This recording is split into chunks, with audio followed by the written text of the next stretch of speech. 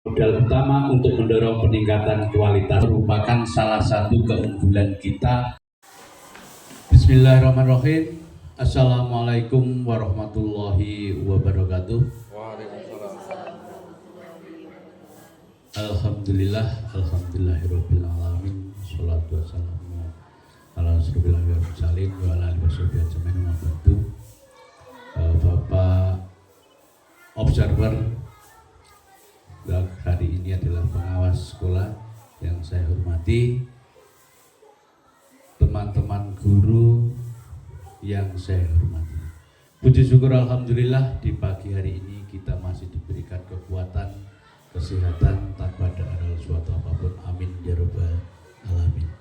Sholawat serta salam tetap kita limpahkan pada junjungan kita Nabi Agung Muhammad Sallallahu Alaihi Wasallam yang telah membawa umatnya dari zaman jahiliyah menuju zaman Islamiyah seperti yang kita alami pada saat ini dan kita tunggu-tunggu sahabatnya nanti di yaumul kiamat. Amin ya rabbal alamin. Bapak Ibu yang saya hormati dan Bapak observer yang terhormat, kali ini tanggal Senin 4 Mei 2026 kami dari SD Negeri 2 Bosan Kidul akan menyampaikan tentang praktek kepemimpinan berbasis data untuk peningkatan mutu pembelajaran. Kali ini hubungannya dengan observasi kepala sekolah terkait nilai terendah pada rapot pendidikan di tahun 2025. Jadi di sini kami mengambil judul tentang praktek kepemimpinan berbasis data untuk peningkatan mutu pembelajaran. Di sini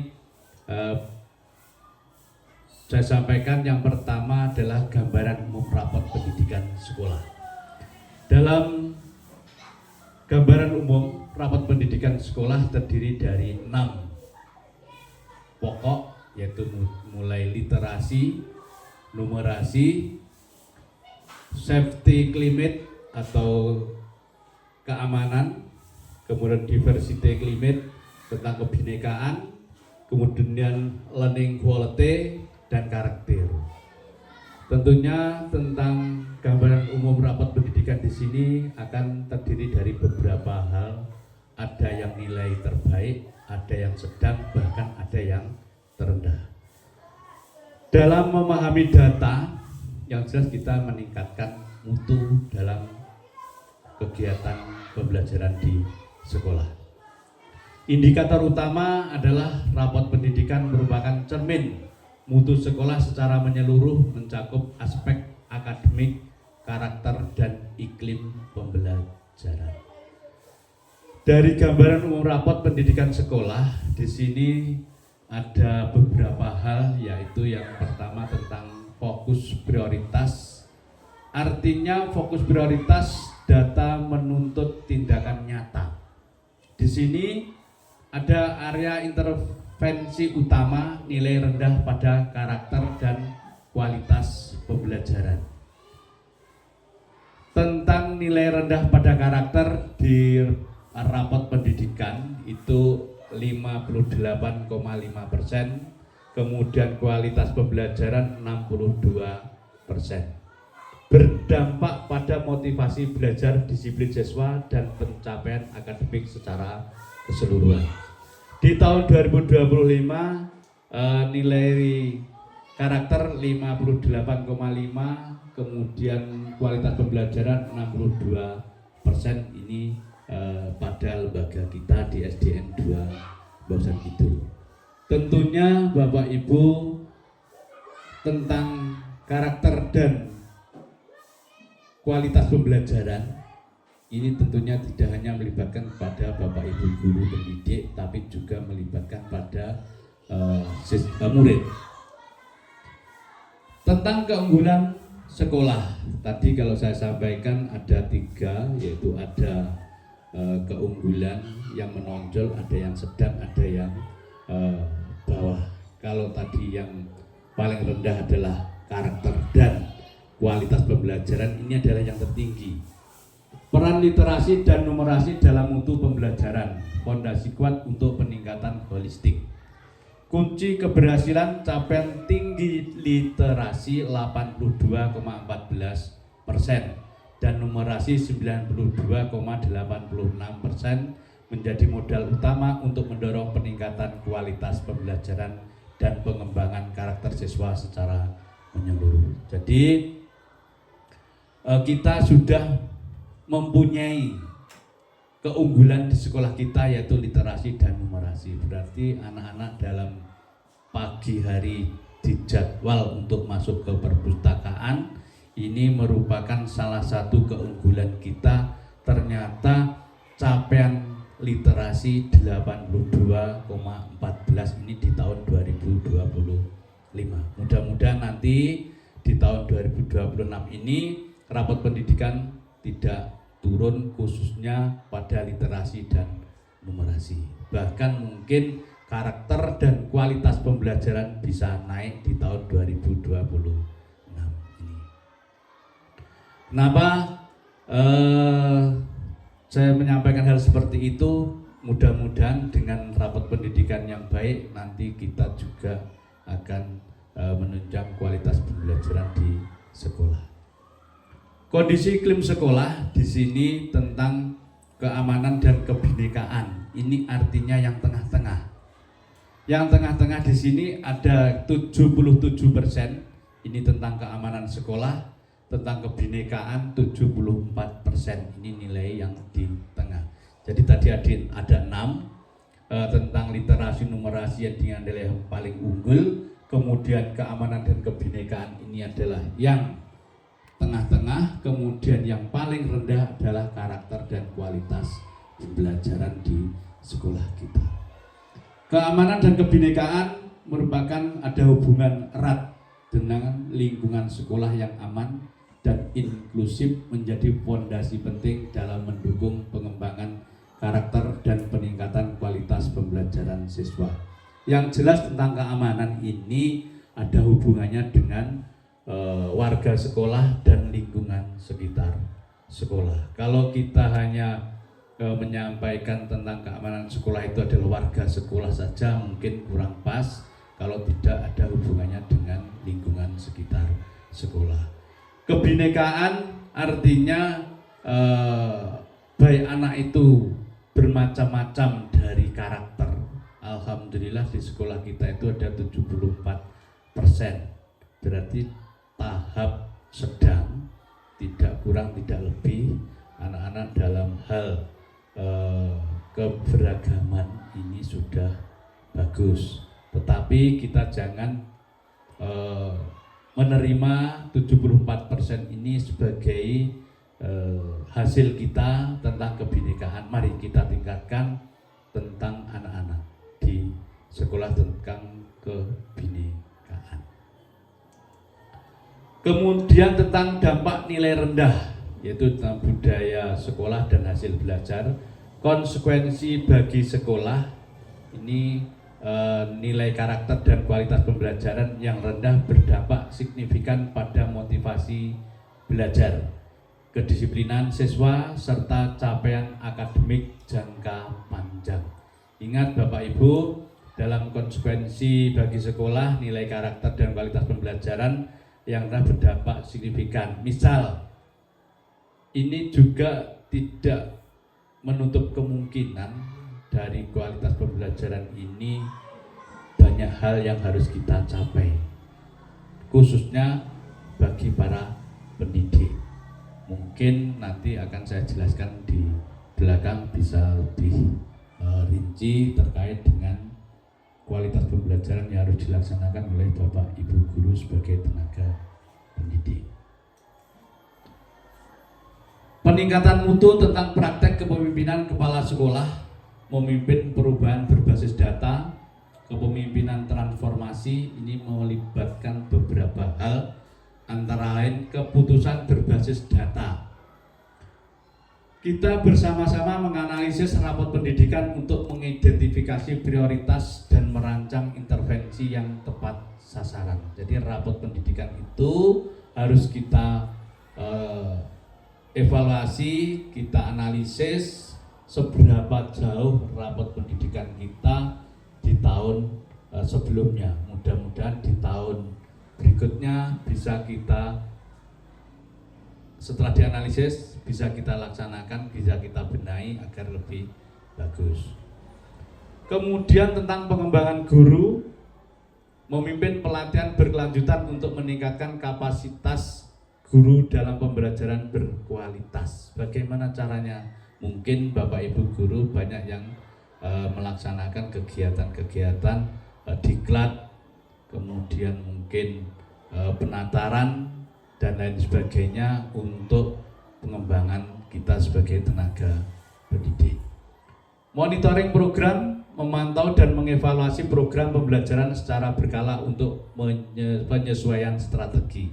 Baik ini Bapak Ibu guru ini mengevaluasi programnya sendiri maupun kepala sekolah memonitoring kegiatan pembelajaran Bapak Ibu yang ada di kelas. Memonitoring program memang penting karena program itu sifatnya kita membuat rencana, kemudian sudah terlaksanakah atau belum dalam kegiatan pembelajaran sehari-hari. Ya memang kalau berbicara dengan program, belum tentu kalau program itu bisa kita laksanakan secara utuh. Jadi kita harus mengevaluasi program-program kita dalam satu semester, mungkin dalam 1 tahun. Insya Allah Bapak Ibu guru semua mempunyai program yang harus kita evaluasi. Kemudian kepala sekolah ini juga harus memonitoring program Bapak Ibu guru mulai dari kelas 1 sampai kelas 6 maupun guru mata pelajaran PAI dan PJOK. Ini harapan kami seperti itu agar sekolah kita lebih baik dan maju.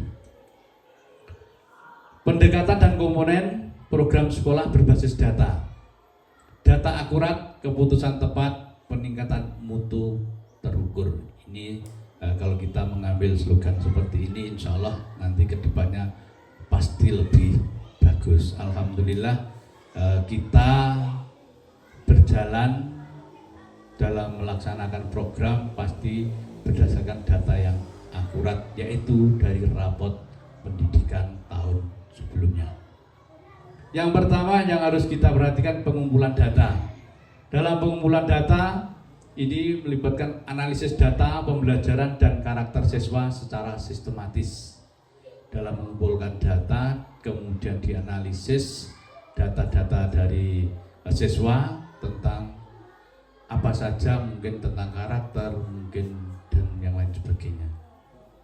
Kemudian pelatihan guru, pengembangan kapasitas guru berkelanjutan berbasis kebutuhan data. Pelatihan guru mengadakan pelatihan-pelatihan, baik pelatihan di tingkat gugus maupun tingkat kecamatan, bahkan mungkin merambat sampai ke tingkat kabupaten. Intervensi dan evaluasi, intervensi terukur dengan monitoring dan evaluasi berkelanjutan. Ini tugas kita, kemudian juga kepala sekolah mengevaluasi kegiatan-kegiatan dengan terukur secara berkelanjutan. Tidak hanya mungkin dalam semester 1 kita evaluasi, di akhir semester sudah biarlah, kemudian semester 2 biarlah.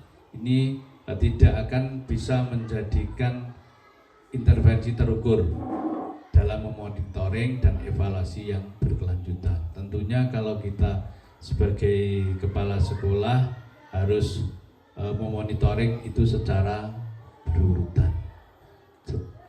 Sudah diprogramkan mungkin dari kelas 1 sampai kelas 6 dari semester ke semester berikutnya. Kemudian bukti nyata perubahan studi kasus keberhasilan program berbasis data. Data kita mendorong transformasi. Hasil yang dicapai peningkatan nilai karakter dari 58,5, ini harapannya ini menjadi 72% di tahun 2021.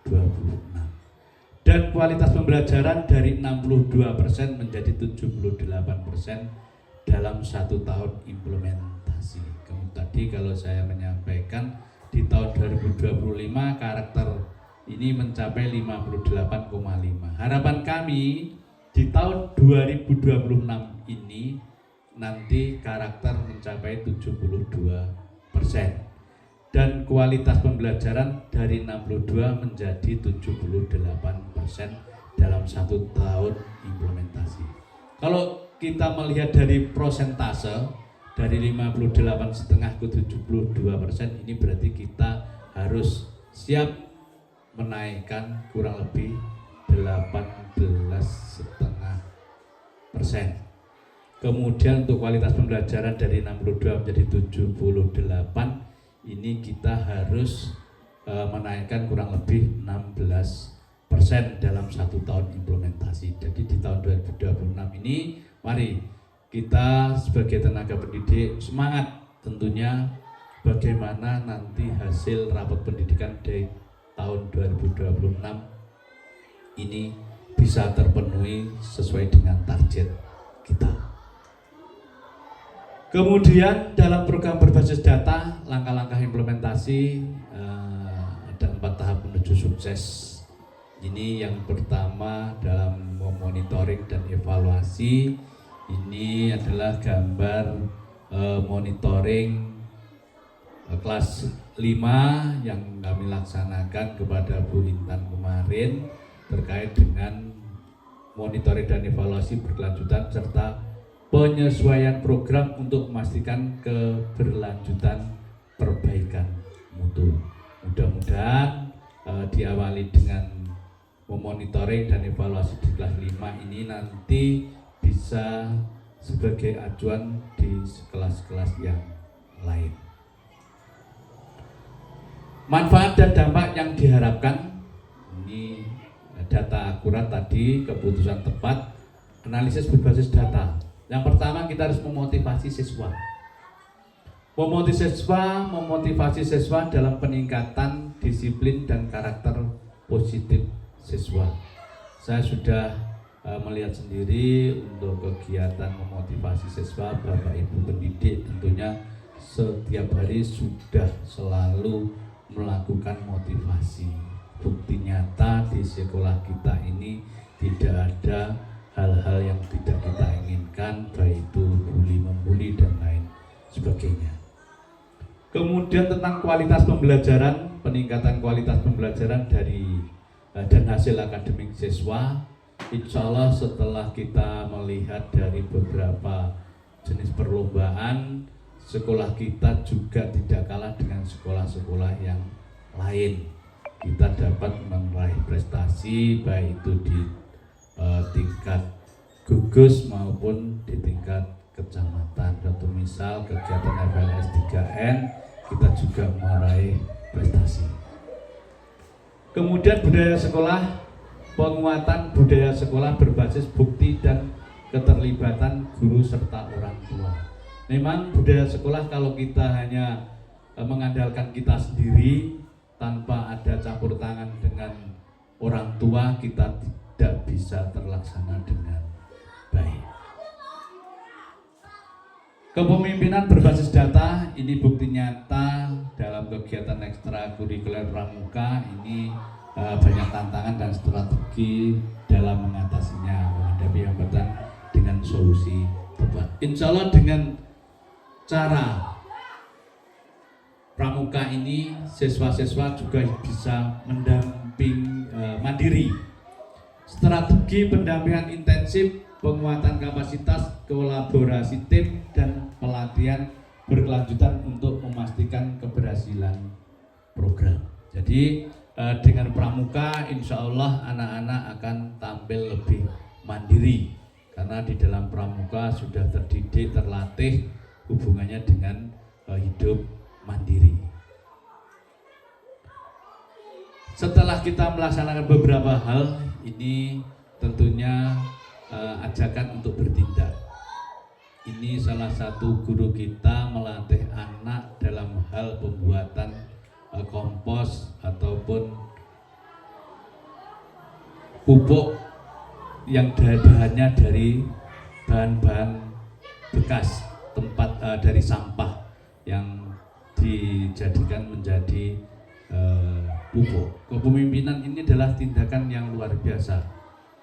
Dorongan kepala sekolah mengadopsi program berbasis data dengan langkah konkret yang terukur dan berkelanjutan. Mungkin dari ini Bapak Ibu ada yang ditanyakan terkait dengan awal tadi, yaitu tentang observasi kita di sekolah. Ini mudah-mudahan nanti kita dapat menjadikan sekolah kita lebih baik dari sebelumnya. Monggo wonten. Alhamdulillah tidak ada. Kalau tidak ada di sini berarti Bapak Ibu nanti dengan apa yang kami sampaikan dapat dimengerti untuk kedepannya nanti bisa kita laksanakan dengan bersama-sama agar sekolah kita lebih baik dari sebelumnya. Kita evaluasi kegiatan program dari Bapak Ibu guru kelas, Bapak Ibu guru mapel bersama-sama dengan kepala sekolah untuk menuju pembelajaran yang baik. Mungkin kali ini Bapak Ibu banyak yang sudah kita sampaikan, mudah-mudahan dari saat penyampaian ini dapat kita resapi, dapat kita nikmati nanti, mudah-mudahan di kedepannya sekolah kita lebih baik daripada sebelumnya. Banyak kekurangan, saya mohon maaf. Akhiran wassalamualaikum warahmatullahi wabarakatuh.